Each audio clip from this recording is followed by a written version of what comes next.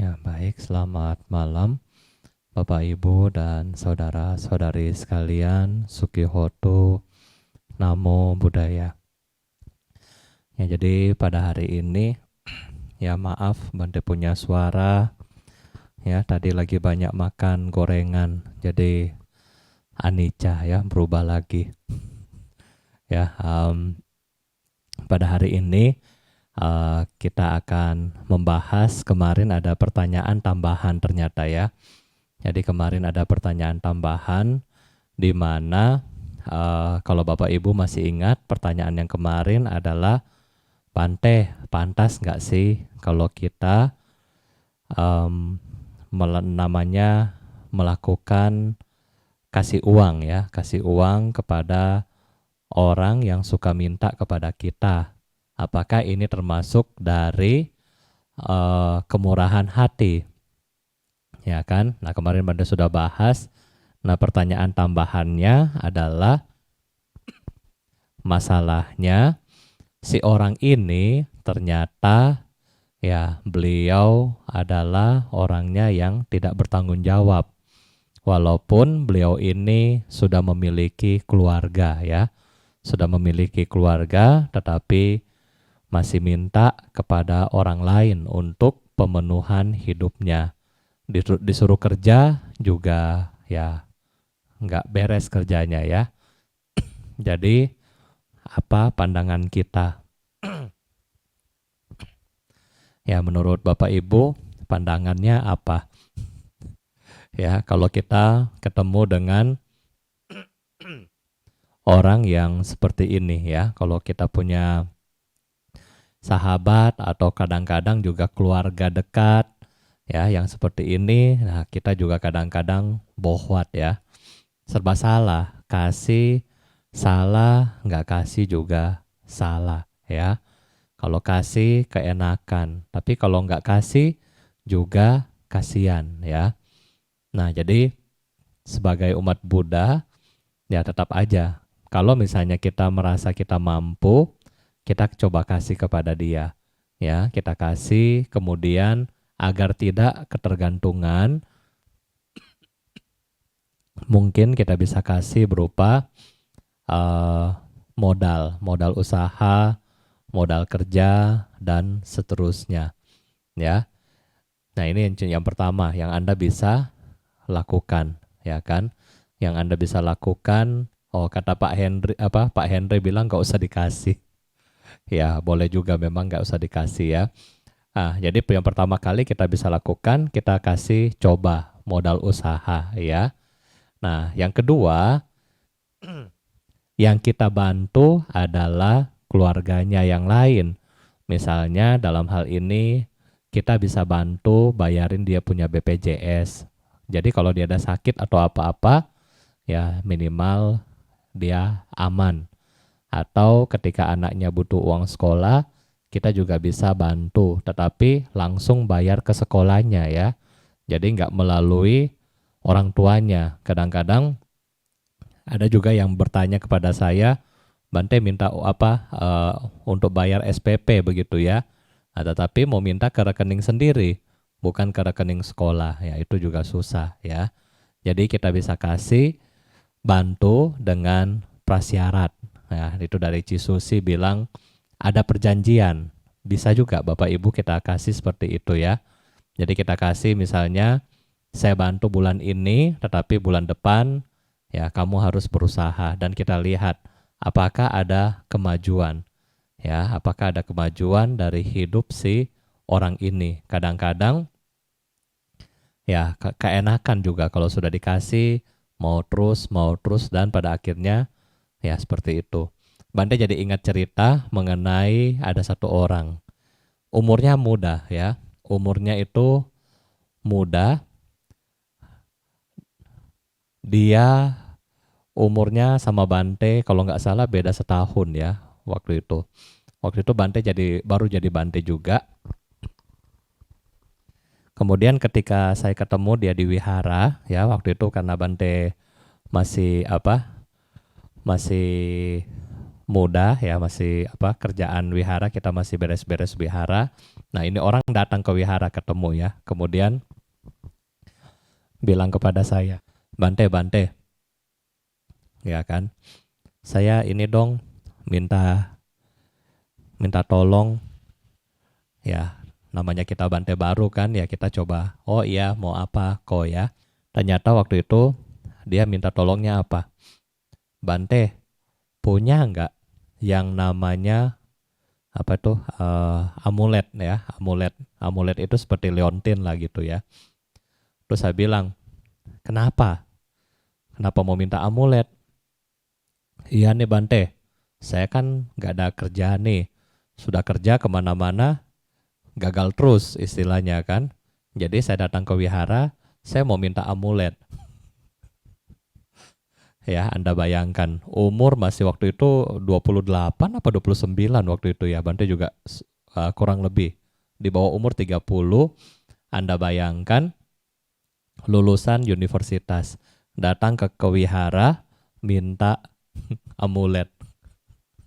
Ya, sampai Bante bilang kepada dia, ya kalau misalnya daripada kamu minta amulet, mendingan sini, kamu ada skill apa, saya ajarin.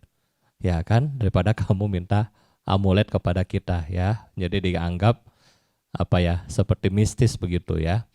Nah, banyak ada orang seperti itu. Mau kaya, mau punya uang, mau punya rumah dan seterusnya, tetapi caranya nggak benar. Ya, caranya sudah nggak benar. Yang kedua, karena dia malas, akhirnya dia hanya meminta-minta pertolongan dari orang lain. Terutama di sini adalah saudara dia atau orang yang masih hubungan dekat sama dia yang kaya. Jadi ya minta seperti itu. Nah, seperti ini kita bilang, ya memang ada yang bilang ya seperti Pak Henry bilang, ini bakalan habis Bante. Ya bisa juga memang ini seperti kita kasih ya bisa habis kalau dia habitnya adalah malas ya. Kalau habitnya malas pasti ya akan habis. Apalagi sudah males, pendidikannya juga nggak tinggi, ya kan? Kalau kita bilang yang terakhir adalah hoki dah. Kalau males, terus pendidikannya nggak tinggi, ya apalagi dapat hoki ya, itu sudah susah banget hokinya. Tetapi kalau sudah rajin, walaupun pendidikannya nggak tinggi, hokinya pasti ada, ya. Nah dari Tanti Lina tambahin, apakah ini termasuk utang karma? Ya, kalau dia terlahir di dalam keluarga kita, misalnya itu menjadi kita punya kakak atau adik, ya itu adalah hutang karma dari kita yang mampu. Nah, sehingga kalau kita kasih kepada dia dengan prinsip ajaran Buddha, ya udah, saya tolong kamu karena ya kamu adalah bagian hidup dari saya dan saya bisa bantu Anda. Ya kita kasih, ya. Kita kasih dengan nilai yang wajar. Kita kasih dengan nilai yang wajar. Tetapi kalau kita misalnya menanggung hidup dari orang ini, ya lama-lama kita menjadi ATM juga dari dia ya. Nah jadi dari sini kita butuh kebijaksanaan dan ketegasan. Sejauh mana yang kita mau bantu, sejauh mana yang tidak kita mau bantu. Nah jadi kalau dari Bante kita butuh kebijaksanaan dan ketegasan. Ya kita bijaksana melihat ya kalau memang benar-benar sudah sakit, harus ke dokter, masa kita bilang, oh enggak, saya enggak mau bantu. Ya kan kasihan juga, namanya saudara sendiri ya. Tetapi ketika kita bilang, oh misalnya saya sudah kasih kamu 1 bulan ini, kira-kira kita sudah hitung misalnya untuk makan, beli beras dan seterusnya misalnya 2 juta. Nah sudah kasih 2 juta untuk per bulan. Ya sudah, kita nggak mau tahu lagi sisanya. Ya, jadi bisa juga seperti itu tegas. Ya, kalau dia minta lagi, kan sudah tanggal sekian sudah kasih. Nah, jadi kita bisa menggunakan sistem seperti ini ya. Jadi jangan sampai kita menjadi ATM juga. Ya, namanya juga kita dalam keluarga. Kadang-kadang dalam keluarga hoki juga beda-beda ya. Hoki ini dari mana? Dari karma baik daripada saudara-saudara kita yang mereka akumulasi dari kecil. Sehingga kadang-kadang ya satu di antara berapa, ya nggak hoki gitu ya. Jadi ya itulah yang kita perlu bantu. Jadi jangan sampai dia juga ketergantungan sama kita, tetapi jangan sampai juga kita sebagai saudara tidak membantu dia. Jadi di sini kita punya dua hal, yaitu kebijaksanaan dan ketegasan kalau ketemu dengan orang-orang yang seperti tadi ya. Dua ini yang Bapak Ibu harus punya. Berbicara mengenai kebijaksanaan ya, kebijaksanaan ini yang kita perlu tutup juga topik mengenai paramita ya. Kebijaksanaan Bante belum bahas, Bante ingat.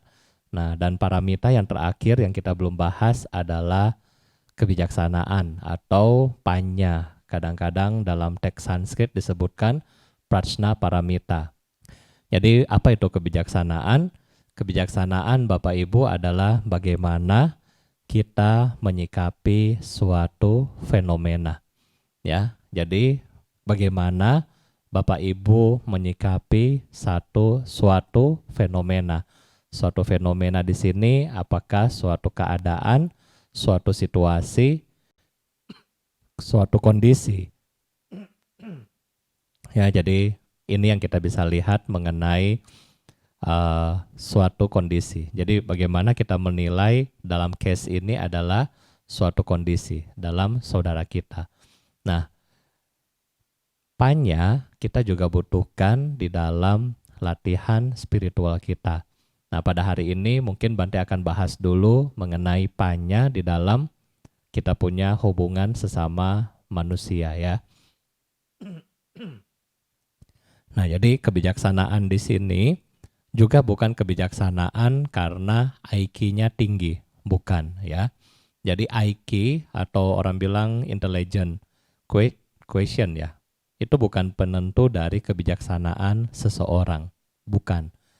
Tetapi kebijaksanaan ini didapat dari beberapa faktor.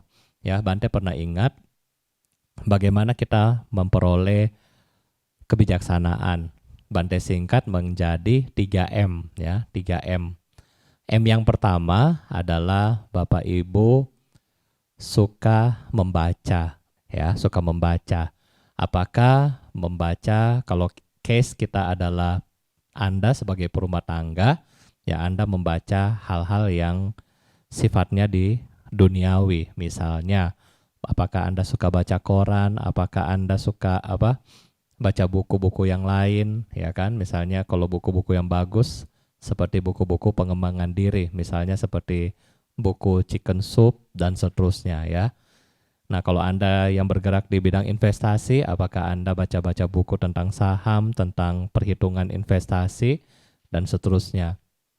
Kalau Bapak Ibu yang bergerak di bidang marketing, apakah Bapak Ibu pernah baca misalnya buku tentang strategi dari Blue Ocean, ini sudah lama sekali, atau cara-cara dari bagaimana kita melakukan promosi dan seterusnya.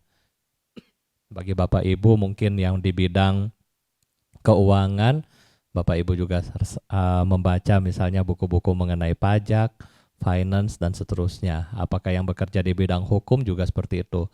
Jadi yang pertama yang kita nggak bisa untuk mengembangkan kebijaksanaan kita perlu membaca. Ya, ini yang pertama. Di bidang apapun, termasuk kami di bidang spiritual, kami juga harus membaca ya. Kalau Bante nggak membaca seperti ini, nggak mungkin Bante ceramah kepada Anda tiap hari. Ya, tiap hari hampir 5 bulan. 5 bulan lewat ya. Ya. Karena kita membaca. Ini yang pertama yang harus kita tahu. Nah, yang kedua Bapak Ibu, kalau Anda sudah, Bante mata saya sudah tua, sudah nggak bisa baca, terus apa yang saya harus lakukan? Ya, kalau sudah nggak bisa membaca, yang kedua yang Bapak Ibu harus ingat adalah rajinlah mendengar. Ya kan, indera kita ada dua kan, membaca dan mendengar. Nah, Anda mendengar apa yang Anda suka dalam hal urusan duniawi dan seterusnya, Anda bisa mendengar. Oh, Anda dengarkan misalnya dengar radio, dengar podcast ya, atau dengar YouTube. sambil melihat dan seterusnya. Jadi yang kedua ini adalah kita banyak mendengar. Misalnya, aduh saya lagi galau Bante, misalnya ya, usaha saya lagi turun, bagaimana nih ya? Oh dengar, cari apa ya, misalnya topik-topik yang berkaitan dengan bagaimana kita harus survive di dalam pandemi corona, contoh, dan seterusnya. Bagaimana cara-cara dari trainer-trainer untuk mengubah mindset kita misalnya, ini cara duniawi, dan seterusnya. Jadi cara yang kedua yang kita perlu untuk mengembangkan kebijaksanaan kita, Bapak Ibu bisa dengan cara yaitu ya banyak mendengar. Dan yang ketiga, kadang-kadang membaca ya kita kadang-kadang lupa. Kadang-kadang mendengar, kadang-kadang kita suka ingat. Nah, terutama kalau saya pribadi, kalau Bante pribadi, Bante suka mendengar. Dan selain mendengar, saya juga catat.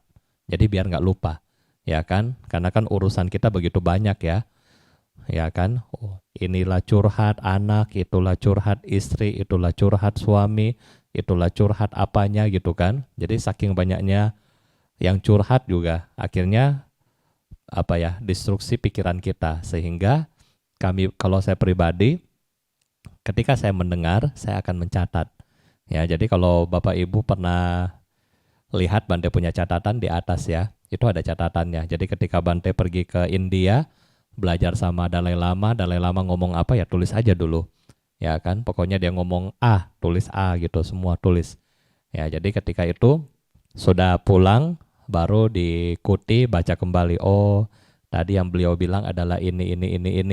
Oh, tadi beliau bilang sutta atau sutra yang diambil adalah sutra ini. Nah, nanti dari situ kita bisa baca kembali ya. Ada link ke situ kita bisa baca kembali.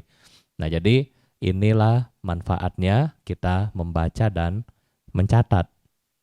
Dan yang ketiga, Bapak Ibu, kalau untuk mengembangkan kebijaksanaan, kadang-kadang ya mungkin seperti Anda di rumah seperti ini, Bante nggak tahu apakah Anda mungkin bosan, ya kan? Siapa yang bosan di rumah? Silakan likes, ya. Anda mungkin bosan, Anda mungkin apa. Nah, kadang-kadang kalau secara tradisional yang lama, mereka bilang adalah yang ketiga ini adalah datang, menghadiri. Ya, apakah Anda menghadiri meeting? Apakah Bapak Ibu menghadiri puja bakti di wihara? Apakah Bapak Ibu menghadiri seminar-seminar yang tentang topik yang Anda pelajari? Nah, jadi ketika kita datang di situ, kita menghadiri, nah kadang-kadang kita lebih fokus, ya kan? Ketika pembicaranya ngomong apa, kita, oh iya ini yang ditangkap, poin ini yang diambil. Kadang-kadang juga karena kiri kanan kita orang-orang yang datang ketika menghadiri, mereka benar-benar serius, sehingga ketika dikasih tahu, suasana tempat juga akan mempengaruhi kita. Oh ternyata ini ya, oh ternyata begini ya. Nah jadi 3 cara ini cara kita untuk mengembangkan kebijaksanaan. Jadi Bante ulangi, cara yang pertama adalah membaca, yang kedua mendengar, yang ketiga kita menghadiri ya, menghadiri. Jadi 3 cara Bapak Ibu untuk menambah kebijaksanaan. Nah, berikutnya setelah kita melakukan 3 hal ini, apakah salah satu Anda lakukan atau 3-tiganya Anda lakukan, kemudian yang tahapan lebih tinggi adalah kita merenung, ya kan? Kayaknya gampang banget tuh tadi bapaknya ngomong, oh jual ini gampang kayak kacang goreng. Bisa nggak sih saya seperti itu? Nah, kita ketika pulang kita merenung, oh betul nggak ya? Seperti itu. Atau juga sama, ketika Bante ceramah kepada Anda juga pikir di rumah nanti ya, oh Bante bilang tadi benar apa enggak ya? Ya, jadi seperti itu ya. Jangankan Bapak Ibu, Bante sendiri setelah streaming selesai, Bante kan ini rekam nih, ceramah Bante sendiri Bante rekam. Nanti setelah stream selesai, Bante akan lihat lagi, oh tadi saya bagaimana ya? Tadi saya ngomong apa?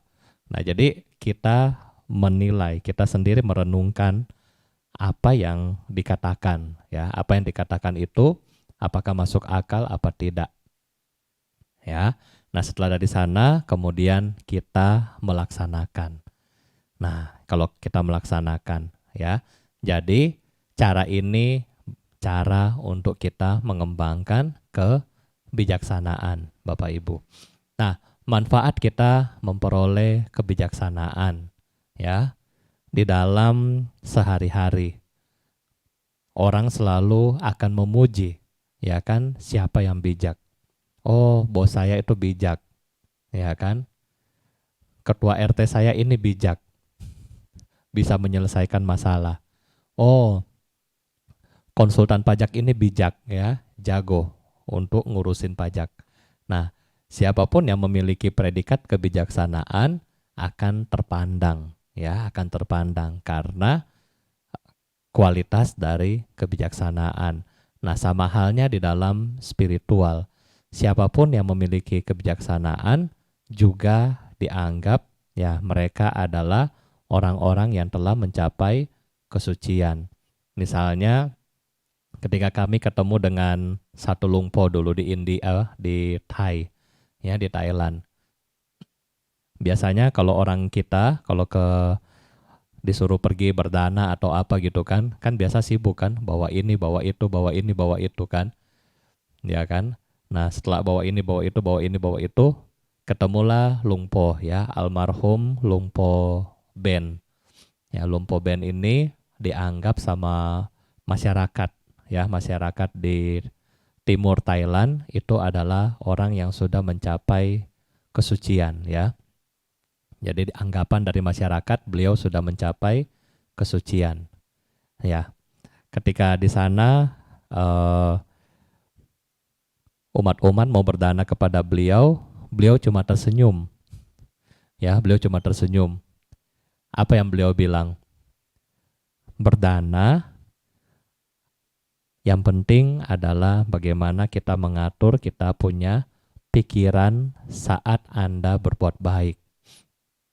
Bukan barang-barang ini yang dianggap berharga, ya, tetapi ketika barang-barang ini kalau kita kasih tidak dengan hati yang baik, itu percuma, ya. Jadi menurut beliau dana yang paling gampang yang Anda bisa kasih adalah senyuman, ya. Anda senyum, nggak punya apa-apa, nggak bawa ini misalnya, tetapi kita senyum, ya, senyum yang baik, ya, senyum yang tulus, itu adalah berdana, ya, itu adalah berdana. Nah, jadi dari sinilah kita menilai seseorang yang memiliki kebijaksanaan, ya, memiliki kebijaksanaan yang sangat simpel ketika beliau mengajar, ya, nggak susah, ya. Susah nggak Bapak Ibu senyum, ya, nggak susah, ya.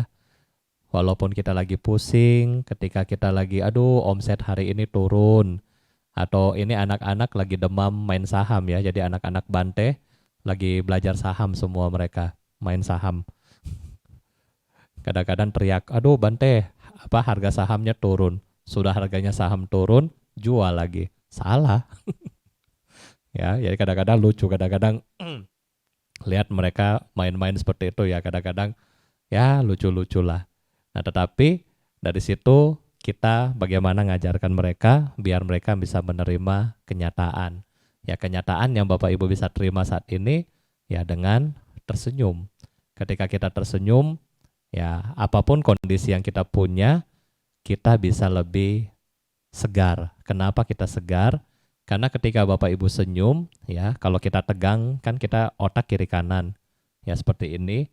Ketika Bapak Ibu senyum, kayak membran, ya, yang ada di penyekat ini akan sedikit melebar.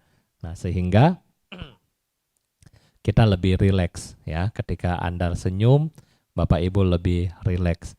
Ya, jadi ini yang contoh yang paling gampang yang diajarkan oleh seorang guru yang bijaksana kepada kita. Ya, bagaimana Anda mulai tersenyum yang gampang, ya. Senyum dulu. Ya, jadi nah, ini contoh-contoh kalau kita ketemu dengan orang yang bijak, ya. Nah, kadang-kadang juga Orang yang bijaksana akan memberikan contoh yang terbalik dari pikiran kita. Ya, terbalik dari pikiran Anda. Contoh yang Bante paling suka, kalau Bante punya fans istilahnya ya, untuk mengajarkan kita punya pikiran ini dibalik begitu sama beliau. Dibalik buat apa? Buat konsep-konsep kita ini bukan dipatahkan ya, tetapi konsep-konsep kita kadang-kadang kita melekat sama konsep. Sehingga konsep ini dibalik sehingga kita bisa terima, oh ternyata semua ya begini. Bante kasih contoh. Konsep-konsep di masyarakat Buddhis, khususnya yang baru belajar agama Buddha, akan melihat, oh setiap Bante itu harus begini. Betul nggak Bapak Ibu? Oh Bante itu kalau misalnya duduk mesti begini. Ya kan? Meditasi mesti begini. Nggak boleh yang lain. Ya kan? Betul nggak? Kita selalu kemakan oleh konsep ini. Kita selalu termakan dari penampilan, sehingga karena penampilannya kurang berarti salah. Betul? Ya, kita selalu suka judge seperti itu ya. Kita selalu suka menilai seperti itu. Kayaknya ini nggak benar. Ini benar. Ya, kenapa ini nggak benar? Oh, karena ini begini. Kalau yang tadi begini. Nah, konsep ini akan melekat dalam diri kita, sehingga konsep ini kita akan pegang dan kita akan rasa, oh konsep yang ini yang benar. Ya, nah beliau waktu itu diminta sama orang, ya. Jadi Rinpoche di Citra 2 pernah datang waktu Bante masih umat. Jadi kami itu memohon beliau, aduh tolong blessing kita, benar nggak? Kalau ketemu guru yang kita bilang guru besar gitu kan, pasti Bapak Ibu mintanya apa? Blessing kan? Ya, akhirnya Rinpoche bilang, oke, blessing, boleh. Besok kalian datang baru blessing. Terus beliau pesan kepada umat-umatnya ya, pengurus-pengurus wihara, siapkan ember, ya kan? Ember yang gede, ya, ember yang gede. Terus siapkan sapu, kan, buat ini kan, percik gitu kan, sapu lidi. Terus siapkan yang ketiga, siapkan helm, ya, helm motor. Terus siapkan dumbbell yang buat orang main fitness gitu ya. Pas hari H, kita semua sudah datang. Sudah heboh kan? Aduh, kita mau hari ini dapat blessing, udah senang, bahagia. Sudah heboh, kemudian beliau duduk ya, kayak kalau guru-guru kalau mengajar mesti duduk di tempat yang ya seperti ini kurang lebih. Ya, jadi sudah ada helm, sudah ada sapu, sudah ada dumbbell di situ. Kemudian semua sudah siap blessing ya? Sudah duduk. Kalau kita mau terima blessing bagaimana Bapak Ibu? Aduh, kalau disuruh meditasi kan nggak sungguh-sungguh kan, kadang-kadang lagi meditasi begini-begini atau garuk-garuk begini. Tetapi kalau dia bilang blessing sudah memulai, bagaimana gaya kita? Langsung. Ya kan? Tunggu aja sampai air dapat baru wah bahagia gitu.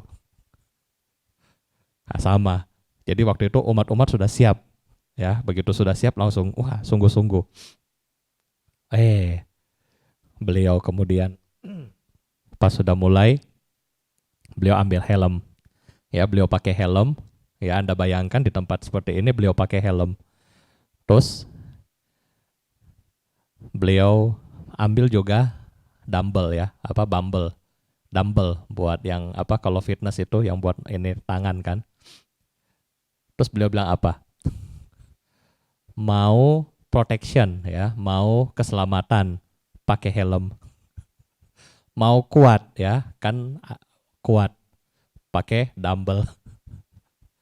Nah, jadi di situ beliau mematahkan konsep kita bahwa walaupun Anda di blessing, ya tetapi kalau kita nggak waspada, kita nggak melatih diri kita, menjaga kesehatan kita, walaupun air yang di blessing pakai satu ember, Anda juga nggak bisa sehat terus. Betul nggak? Coba kita bayangkan sudah dikasih mandi sama ember ya, satu ember Anda dimandiin, istilah di blessing begitu. Terus Anda naik motor, nggak pakai helm, ngebut, apa yang terjadi? Ya kan? Nah, jadi di situ beliau membuat kita untuk mengubah konsep kita. Jadi bagaimana kita punya pandangan yang selama ini kita anggap, oh dengan blessing air yang dari ini nih, sakti. Nah itu diubah sama beliau. Beliau bilang, nih kalau mau perlindungan pakai helm, kalau mau kuat pakai dumbbell. Ya, nah jadi seperti itu. Kalau kita ketemu dengan guru bijaksana, mungkin setelah mendengar cerita ini Anda bilang, ada-ada aja nih orang ngomong begini ya. Tetapi Bapak Ibu, kalau Anda mau ikut program dari Rinpoche ini di Bodh Gaya, saya pernah dapat schedule beliau waktu Bante di Bodh Gaya. Saya pernah dapat schedule ya. Kalau mau ikut program kan kadang-kadang mereka kasih kepada kami kan. Nih mau ikut nggak program? Ada nih di wihara mana gitu kan. Acara beliau wajib dari jam 3 subuh sampai jam 9 malam setiap hari. Dan selama beliau retret, nggak boleh keluar masuk kecuali jam istirahat. Ya, jam istirahat misalnya jam makan keluar. Habis itu masuk lagi, nggak boleh kemana-mana. Harus di dalam ruangan dan beliau sendiri ada di ruangan. Yang pegang kunci masalahnya adalah beliau. Ya, jadi Anda bayangkan waktu itu Bante sama Bante Tanutaro ya. Kita lihat schedule beliau dan kita bilang ini di Bodh Gaya waktu itu musim dingin. Kurang lebih kalau jam 3 subuh 5 derajat Celcius. Dan Anda dikurung, nggak boleh kemana-mana. Ya, istirahat dalam satu hari itu hanya 3 kali, break. Dan kunci masalahnya di tangan beliau, kita nggak bisa kabur ya. Jadi nggak bisa kabur seperti di sini. Bante mau ke WC izin, nggak bisa. Nah itu, jadi guru-guru yang seperti ini kadang-kadang ya strict dalam praktek ya. Jadi begitu ketat dalam praktek. Tetapi ketika ketemu dengan kita, kadang-kadang bercanda, kadang-kadang ya santai seperti itu. Nah ini bagaimana cara mereka memberikan kita konsep dari kebijaksanaan ya. Jadi mungkin ini konsep kebijaksanaan yang Bante cerita mungkin buat hari ini dulu. Nah nanti besok baru kita bermeditasi, hari Kamis baru kita akan membahas bagaimana esensi dari kebijaksanaan yang kita perlu lengkapi dalam rangka kita memumpukan diri kita menuju kebudaan atau menuju kesucian.